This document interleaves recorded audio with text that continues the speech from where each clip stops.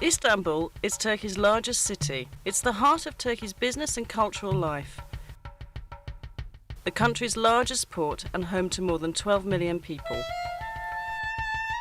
Byzantium had a superb location on the Bosphorus, the broad strait that connects the Black Sea with the Sea of Marmara and the Aegean.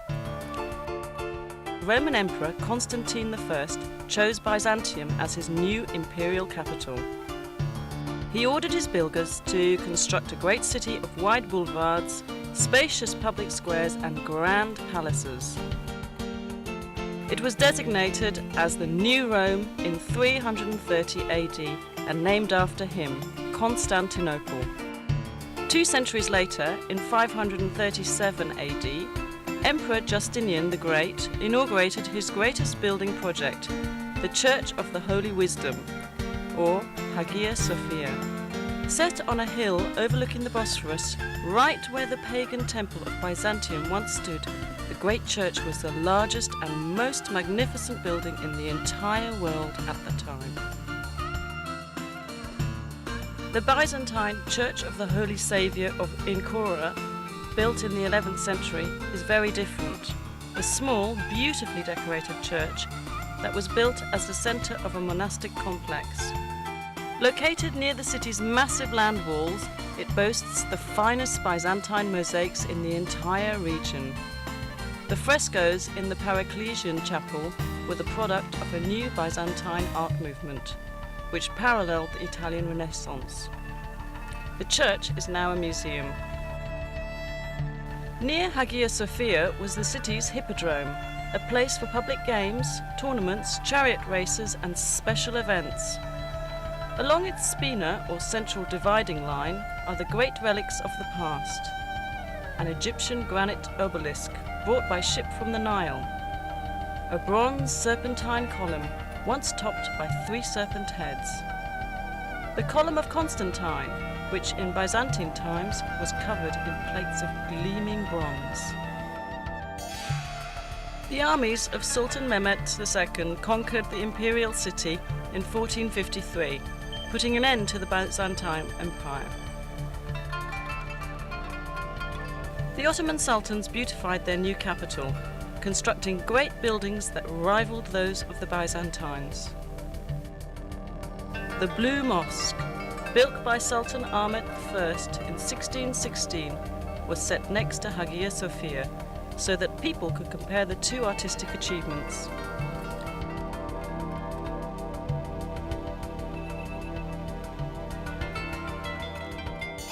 The Sultan endowed his great imperial mosque with many other buildings to serve the people. Fountains, a health clinic, a soup kitchen for the poor, a Turkish bath, a theological seminary, living quarters, shops and storehouses. Topkapi Palace, known as the Seraglio to Europeans, was the home of the imperial family and the centre of the empire's government. Constructed between 1465 and 1478, it was expanded and modified dozens of times over the next 4 centuries. It is a beautiful, livable place of gardens, pavilions and sumptuous royal chambers. Many of them are decorated with priceless Turkish tiles. The most popular section of Topkapi is the Imperial Harem, legendary for its luxury, romance and intrigue. Mozart wrote his famous opera, The Abduction from the Seraglio, about it, and many other artists have let their imaginations fly with visions of what went on there. Located on major trade routes, Istanbul has always been an important commercial city. The Grand Bazaar, with its 4,000 shops, is among the world's most fascinating markets. It's truly a small city in itself.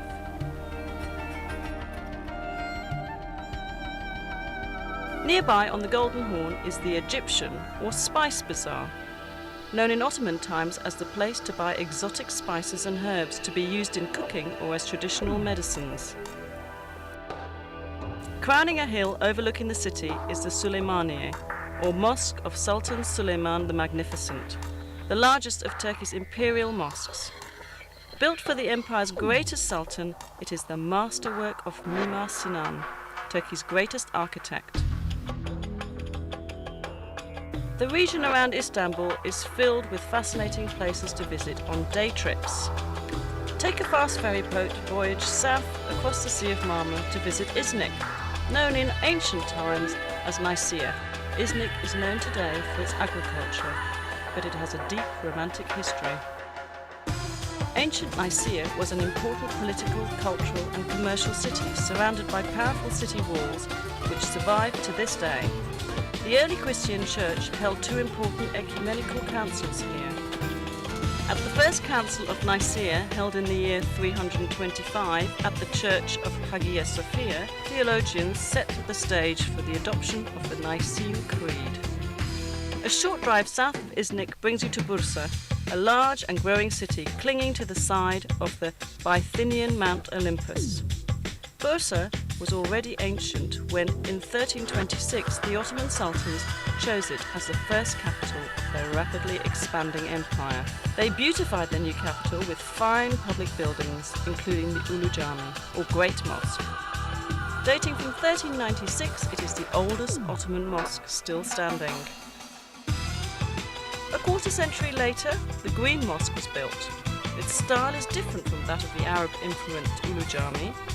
The Green Mosque and neighbouring buildings, a royal tomb, a theological seminary and a soup kitchen for the poor, give us a glimpse of what Ottoman architecture would achieve during the coming centuries.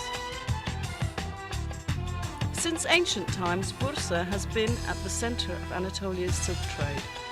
Much of the trading takes place in the historic Kozahan.